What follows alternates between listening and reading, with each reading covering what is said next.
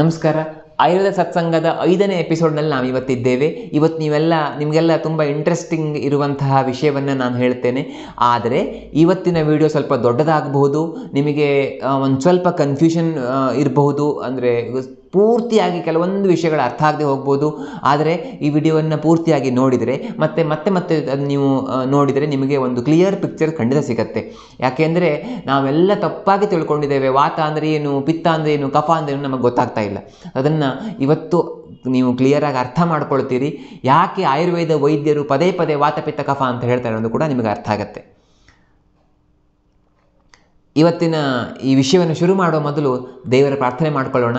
ರಾಗಾದಿ ರೋಗಾನ್ ಸತ್ತಾನುಶಕ್ತಾನ್ ಅಶೇಷಕಾಯ ಪ್ರಸತಾನಶೇಷಾನ್ ಔತ್ಸುಕ್ಯ ಮೋಹ ರತಿದಾನ್ ಜಘಾನ್ ಯೋ ಪೂರ್ವ ವೈದ್ಯಾಯ ನಮೋಸ್ತು ತಸ್ಮೈ.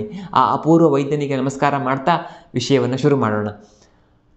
ನಾವೆಲ್ಲ ಅಂದ್ಕೊಂಡಿರೋದೇನು ಅಂತಂದರೆ, ವಾತ ಅಂದರೆ ಜಾಯಿಂಟಲ್ಲಿ ಆಗುವಂಥ ಪೇನ್ ಅಥವಾ ಗ್ಯಾಸ್ ತುಂಬಿಕೊಳ್ಳೋದು. ಪಿತ್ತ ಅಂದರೆ ಆ್ಯಸಿಡ್ ಬಿಡುಗಡೆ, ಆ್ಯಸಿಡ್ ಏನು ಆಗುತ್ತಲ್ಲ, ಆ್ಯಸಿಡಿಟಿ, ಅದು ಪಿತ್ತ. ಕಫ ಅಂತಂದರೆ ನಾವು ಉಗಿತೀವಲ್ಲ, ಅದು ಕಫ ಅಂತ. ಖಂಡಿತ ಅದಲ್ವೇ ಅಲ್ಲ. ನೀವು ಇವನ್ ಎಷ್ಟೋ ಪಾಶ್ಚಾತ್ಯ ಪುಸ್ತಕಗಳಲ್ಲಿ ಬರೆದಿರ್ತಾರೆ. ಈಗ ಹಿಸ್ಟ್ರಿ ಆಫ್ ಮೆಡಿಸಿನ್ ಅಂತ ಅದನ್ನು ಬರೆಯುವಾಗ ಇಂಡಿಯಾದಲ್ಲಿ ಕೂಡ ಒಂದು ಸೈನ್ಸ್ ಇತ್ತು ಅಥವಾ ಇದೆ ಅಂತ ಇತ್ತು. ಏನು ಅಂತಂದರೆ ಅದರಲ್ಲಿ 3 ದೋಷಗಳನ್ನು, 3 ಹ್ಯೂಮರ್ಸ್ ಅಂತ ಹೇಳ್ತಿದ್ರು. ಅದರಲ್ಲಿ ವಾತ ಪಿತ್ತ ಕಫ ಅಂತ. ವಾತ ಅಂದರೆ ಏನೋ ಒಂದು ಏರ್ ರಿಲೇಟೆಡ್ ಇದು, ಪಿತ್ತ ಅಂತಂದರೆ ಬೈಲ್, ಕಫ ಅಂತಂದರೆ ಏನೋ ಮಾರ್ಬಿಡ್ ಇದು ಅಂತ. ಸೊ ಈ ರೀತಿ ಖಂಡಿತ ಇದು ಅಲ್ವೇ ಅಲ್ಲ. ಇದೆಲ್ಲ ತುಂಬ ತಪ್ಪು ಕಲ್ಪನೆಗಳು. ಇವುಗಳನ್ನು ಇವನ್ ಯಾವುದೋ ಒಂದು ಟೆಕ್ಸ್ಟ್ ಬುಕ್ಕಲ್ಲಿ ಕೂಡ, ಯಾವುದೋ ಈಗ ಸ್ಕೂಲಲ್ಲಿ ಕಾಲೇಜ್ಗಳಲ್ಲಿ ಓದುವ ಮಕ್ಕಳಿಗೆ, ಸೈನ್ಸ್ ಓದುವ ಮಕ್ಕಳು ಟೆಕ್ಸ್ಟ್ ಬುಕ್ಕಲ್ಲಿ ಕೂಡ ಅದನ್ನು ಇಟ್ಟಿದ್ದಾರಂತೆ, ಬಯಾಲಜಿಯಲ್ಲಿ. ಏನು ಅಂತಂದರೆ ಈ ಥಿಯರಿಯನ್ನು ಆಯುರ್ವೇದ ಹೇಳುತ್ತೆ, ಇದನ್ನು ಒಬ್ಬ ವಿಜ್ಞಾನಿ ಅಲ್ಲಗಳಿತಾನೆ, ಪ್ರೂವ್ ಮಾಡ್ತಾನೆ, ಡಿಸ್ಪ್ರೂವ್ ಮಾಡ್ತಾನೆ, ಇದು ಸುಳ್ಳು ಅಂತ ಅನ್ನೋದನ್ನು ಕಂಡು ಹಿಡಿತಾನೆ ಅಥವಾ ಹೇಳ್ತಾನೆ ಅಂತ. ಅಯ್ಯೋ ದೇವ್ರೆ, ಅವನಿಗೆ ಅದನ್ನು ಅರ್ಥ ಮಾಡ್ಕೊಳ್ಳಿಲ್ಲ ಅಂದರೆ ನಾವೇನು ಮಾಡ್ಲಿಕ್ಕೆ ಸಾಧ್ಯ? ಇವತ್ತು ನಾವು ಅರ್ಥ ಮಾಡ್ಕೊಳ್ಳೋಣ ವಾತ ಪಿತ್ತ ಕಫ ಅಂದರೆ ಏನು ಅಂತ. ನಮಗೆಲ್ಲ ಒಂದು ಆಟಮಲ್ಲಿ, ಅಂದರೆ ಒಂದು ಅಣುವಿನಲ್ಲಿ ಪ್ರೋಟಾನ್, ಎಲೆಕ್ಟ್ರಾನ್, ನ್ಯೂಟ್ರಾನ್ ಇದೆ ಅಂತ ಗೊತ್ತಿದೆ. ಪ್ರತಿಯೊಂದು ಇಡೀ ಜಗತ್ತಿನಲ್ಲಿರುವ ಎಲ್ಲ ಅಣುಗಳಲ್ಲೂ ಪ್ರೋಟಾನ್, ಎಲೆಕ್ಟ್ರಾನ್, ನ್ಯೂಟ್ರಾನ್ ಇದೆ ಅಂತ ಗೊತ್ತಿದೆ. ಇದಕ್ಕಿಂತ ಎಷ್ಟೋ ಸಾವಿರ ವರ್ಷಗಳ, ಇದನ್ನು ಕಂಡುಹಿಡಿಯುವ ಎಷ್ಟೋ ಸಾವಿರ ವರ್ಷಗಳ ಮೊದಲು ನಮ್ಮ ಭಾರತೀಯ ವಿಜ್ಞಾನದಲ್ಲಿ, ಆಯುರ್ವೇದ ಅಂತ ನಾನು ಹೇಳೋದಿಲ್ಲ, ಭಾರತೀಯ ಎಲ್ಲ ವಿಜ್ಞಾನಗಳಲ್ಲಿ ಹೇಳೋದೇನು ಅಂತಂದರೆ ಸರ್ವಂ ದ್ರವ್ಯಂ ಪಾಂಚಭೌತಿಕಂ ಅಂತ. ಇಡೀ ಜಗತ್ತಿನ ಪ್ರತಿಯೊಂದು ವಸ್ತುವೂ ಕೂಡ ಪಂಚಮಹಾಭೂತಗಳಿಂದ ಕೂಡಿರೋದು. ಪಂಚಮಹಾಭೂತಗಳು ಅಂತಂದರೆ ನಾವು ಅಂದ್ಕೊಳ್ಳೋದೇನು, ಆಕಾಶ ಅಲ್ಲಿದೆ, ಭೂಮಿ ಕೆಳಗಡೆ ಇದೆ, ನೀರೆಲ್ಲೋ ಕಾಣ್ತೇವೆ, ಬೆಂಕಿ ಕಾಣ್ತೇವೆ, ಇದು ಪಂಚಮಹಾಭೂತ ಅಂತ. ಖಂಡಿತ ಹಾಗಲ್ವೇ ಅಲ್ಲ. ಪಂಚಮಹಾಭೂತ ಅಂದರೆ ಬೇರೆ ಇದೆ. ಅದನ್ನು ಇವತ್ತು ನಾವು ಅರ್ಥ ಮಾಡಿಕೊಂಡ್ರೆ ನಮಗೆ ವಾತಪಿತ್ತ ಕಫ ಏನು ಅನ್ನೋದು ಅರ್ಥ ಆಗುತ್ತೆ. ಇದು ಯಾಕೆ, ಇವುಗಳ ಸಂಬಂಧ ಏನು ಅನ್ನೋದು ಕೂಡ ನಾನು ಆಮೇಲೆ ಹೇಳ್ತೇನೆ. ಇಡೀ ಜಗತ್ತಿನ ಪ್ರತಿಯೊಂದು ಕಣಕಣದಲ್ಲಿಯೂ ತುಂಬಿಕೊಂಡಿರೋದು ಪಂಚಮಹಾಭೂತಗಳು. ಪ್ರತಿಯೊಂದು ಕಣಕಣವೂ ಆಗಿರೋದು ಪಂಚಮಹಾಭೂತಗಳಿಂದ. ಇದು ನಮಗೆ ಸ್ಪಷ್ಟ ಆಯಿತು ಅಲ್ವಾ? ಹಾಗಾದರೆ ಏನು ಪಂಚಮಹಾಭೂತಗಳು ಅಂದರೆ ಏನು? ಈ ಮೊದಲನೇದಾಗಿ ಆಕಾಶ. ಆಕಾಶ ಅಂದರೆ ಅವಕಾಶ, ಏನು ಇಲ್ಲದಿರೋದು, ವ್ಯಾಕ್ಯೂಮ್. ಮುಂದೆ ವಾಯು ಅಂದರೆ ಗಾಳಿ, ಅಂದರೆ ಈ ಏರ್ ಎಲಿಮೆಂಟ್ ಅಂತ ಹೇಳ್ಬೋದು, ಗಾಳಿ. ಎಸ್. ಆಮೇಲೆ ಅಗ್ನಿ ಅಂದರೆ ಬೆಂಕಿ. ನೋಡಿ, ಒಂದಕ್ಕೊಂದು ನಾವು ಹೆಚ್ಚಾಗಿ ಮಾಡ್ತಾ ಹೋಗ್ತೇವೆ. ಆಕಾಶ ಏನೂ ಇಲ್ಲ, ಗಾಳಿಯಲ್ಲಿ ಅಟ್ಲೀಸ್ಟ್ ಗಾಳಿ ಬೀಸೋದು ನಮಗೆ ಸ್ಪರ್ಶಕ್ಕೆ ಅನುಭವಕ್ಕೆ ಬರುತ್ತೆ, ಅಥವಾ ಗಾಳಿ ಅನ್ನೋದು ಇದೆ, ಒಂದು ಸ್ಪೇಸ್ ಅನ್ನೋದು ಆಕ್ಯುಪೈ ಮಾಡಿಕೊಳ್ಳುವ ಕೆಪಾಸಿಟಿ ಅದಕ್ಕಿದೆ. ಇನ್ನು ಬೆಂಕಿ ಇದೆಯಲ್ಲ, ಇದು ತುಂಬ ಲೈಟ್ ಇರ್ಬೋದು, ಆದರೆ ಇದು ಕಣ್ಣಿಗೆ ಕಾಣುತ್ತೆ, ಅಟ್ಲೀಸ್ಟ್ ಅಷ್ಟಾದ್ರೂ ನಮಗೆ ಗೊತ್ತಾಗತ್ತೆ. ಇನ್ನು ಜಲಕ್ಕೊಂದು ಆಕಾರ ಕೊಡ್ಬೋದು, ಬೆಂಕಿಗೆ ಆಕಾರ ಕೊಡ್ಲಿಕ್ಕೆ ಸಾಧ್ಯ ಇಲ್ಲ, ಜಲಕ್ಕೆ ಆಕಾರವನ್ನು ಕೊಡ್ಬೋದು. ಜಲಮಹಾಭೂತ. ಪೃಥ್ವಿ ಹೆವಿಯಾಗಿದೆ, ಅಂದರೆ ಮಣ್ಣು ಅಥವಾ ಹೆವಿ ಇದಂತ ಹೇಳಿ, ಪೃಥ್ವಿ ಅಂದರೆ ಭೂಮಿ ಅಂತ ಅರ್ಥ ಅಲ್ಲ, ಹೆವಿಯಾಗಿದೆ.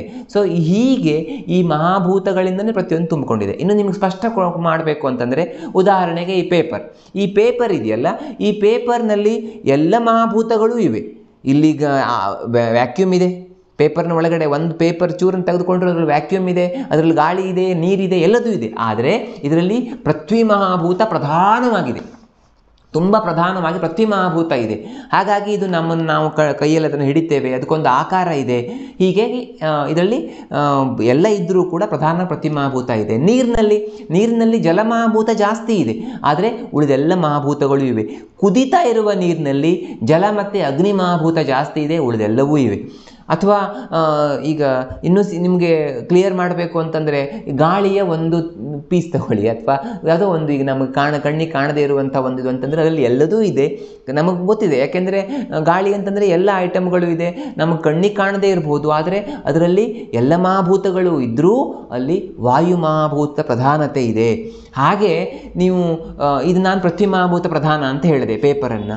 ಅದೇ ರೀತಿ ವಜ್ರ ತುಂಬ ಹಾರ್ಡ್ ಅಲ್ವಾ, ಆ ವಜ್ರದಲ್ಲಿ ಪೃಥ್ವಿ ಮಹಾಭೂತ ಸಿಕ್ಕಾಪಟ್ಟೆ ಜಾಸ್ತಿ ಇದೆ.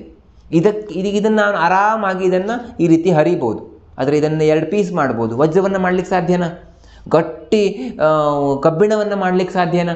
ಅಲ್ಲಿ ಪೃಥ್ವಿ ಮಹಾಭೂತ ಸಿಕ್ಕಾಪಟ್ಟೆ ಜಾಸ್ತಿ ಇದೆ, ಉಳಿದೆಲ್ಲ ಮಹಾಭೂತಗಳು ಸ್ವಲ್ಪ ಕಡಿಮೆ ಇವೆ. ಇದಕ್ಕೆ ಕಂಪೇರ್ ಮಾಡಿದ್ರೆ ತುಂಬ ಕಡಿಮೆ, ಅವುಗಳ ಪ್ರಮಾಣ ತುಂಬ ಕಡಿಮೆ ಇದೆ.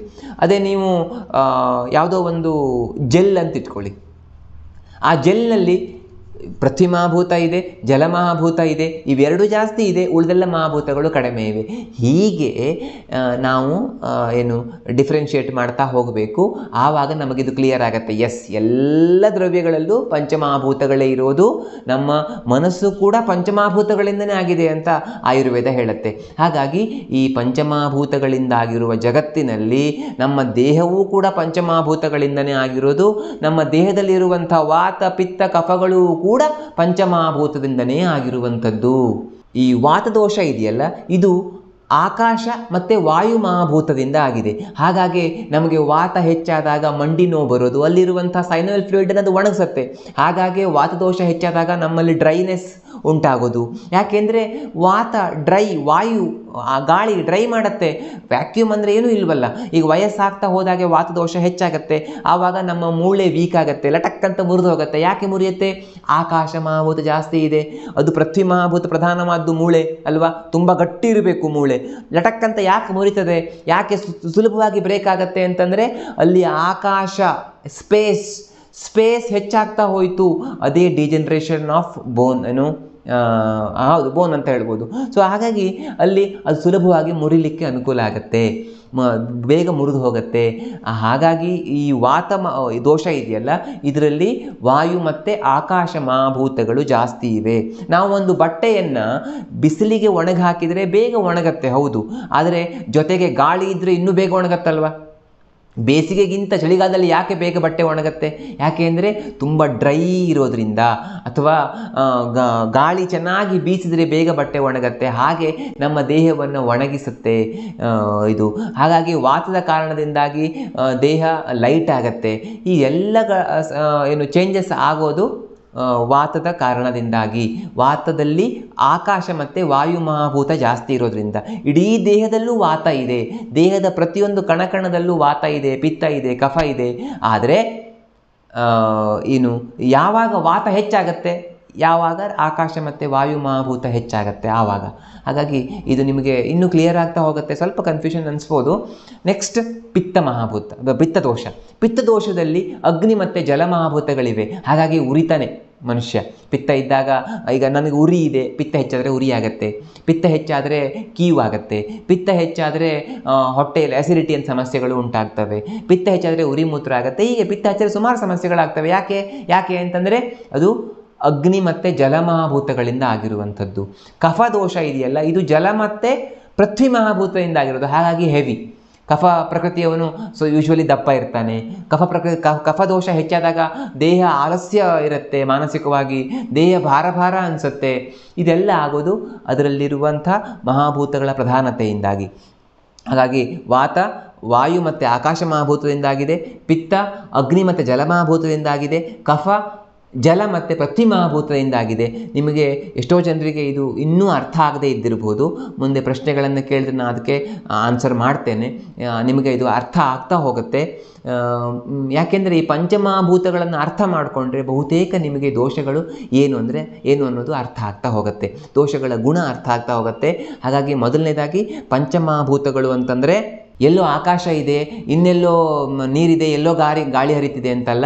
ಜಗತ್ತಿನ ಪ್ರತಿಯೊಂದು ಕಣಕಣದಲ್ಲೂ ಪಂಚಮಹಾಭೂತಗಳಿವೆ. ಇದನ್ನು ನಾವು ಅರ್ಥ ಮಾಡ್ಕೊಳ್ಬೇಕು. ಎರಡನೇದು, ಪಂಚಮಹಾಭೂತಗಳ ಪ್ರತಿಯೊಂದು ಮಹಾಭೂತದ ಗುಣ ಏನದು ಅನ್ನೋದು ನಮಗೆ ಏನು ಕಾಣ್ತೀವೋ ಅದೇ ಗುಣ ನಮ್ಮ ಬಾಡಿಯಲ್ಲಿ ಇರುತ್ತೆ. ಉದಾಹರಣೆಗೆ ಕಫ ಹೆಚ್ಚಾದರೆ ಸಹಜವಾಗಿ ಸ್ಕಿನ್ ತುಂಬ ಆಯಿಲಿ ಆಗುತ್ತೆ. ನನಗೆ ಆಯಿಲಿ ಸ್ಕಿನ್ ಅಂತ ಹೇಳ್ತಾರಲ್ಲ ತುಂಬ ಜನ, ಮುಖದಲ್ಲಿ ಸಿಕ್ಕಾಪಟ್ಟೆ ಮೊಡವೆ ಆಗಿ ತುಂಬ ಆಯಿಲಿ ಆಗಿಬಿಡತ್ತೆ. ಯಾಕೆಂದರೆ ಅಲ್ಲಿ ಕಫದೋಷ ಹೆಚ್ಚಾಗಿದೆ. ಯಾಕೆ? ಜಲಮಹಾಭೂತ. ಹಾಗಾಗಿ ಇದನ್ನು ನಮಗೆ ಅರ್ಥ ಮಾಡ್ಕೊಳ್ತಾ ಹೋಗ್ಲಿಕ್ಕೆ ತುಂಬ ಅನುಕೂಲ ಆಗುತ್ತೆ ಪಂಚಮಹಾಭೂತಗಳೇನು ಅಂತ ತಿಳ್ಕೊಂಡ್ರೆ. ಮತ್ತು ನಾವು ಇನ್ನೊಂದು ನೆನಪಿಟ್ಕೊಳ್ಬೇಕಾಗಿರೋದೇನು ಅಂತಂದರೆ, ಈ ವಾತ ಪಿತ್ತ ಕಫಗಳು ನಾವು ಅಂದ್ಕೊಂಡಿರುವಂಥ ಪಿತ್ತ ಅಥವಾ ಕಫ ಅದಲ್ಲ. ಈ ವಾತ ಪಿತ್ತ ಕಫಗಳು ಇಡೀ ದೇಹದಲ್ಲಿವೆ. ಇವು ಇಡೀ ದೇಹವನ್ನು ನೋಡ್ಕೊಳ್ತಾ ಇರ್ತವೆ. ಈ ವಾತ ಪಿತ್ತ ಕಫಗಳ ಬಗ್ಗೆ ಮುಂದಿನ ವಿಡಿಯೋದಲ್ಲಿ ಮತ್ತೆ ಸರಿಯಾಗಿ ತಿಳ್ಕೊಳ್ತಾ ಹೋಗುವ. ಮುಂದಿನ ವಿಡಿಯೋಗಳನ್ನು ನೋಡ್ತಾ ನಿಮಗಿದು ಇನ್ನೂ ಕ್ಲಿಯರ್ ಆಗ್ತಾ ಹೋಗುತ್ತೆ. ಅಲ್ಲಿಯವರೆಗೂ ಒಂಚೂರು ಕನ್ಫ್ಯೂಷನ್ ಇದ್ದೇ ಇರುತ್ತೆ. ನಿಮಗೆ ಅದಕ್ಕೆ ಸಂಬಂಧಪಟ್ಟ ಪ್ರಶ್ನೆಗಳನ್ನು ದಯವಿಟ್ಟು ಕೇಳಬಹುದು.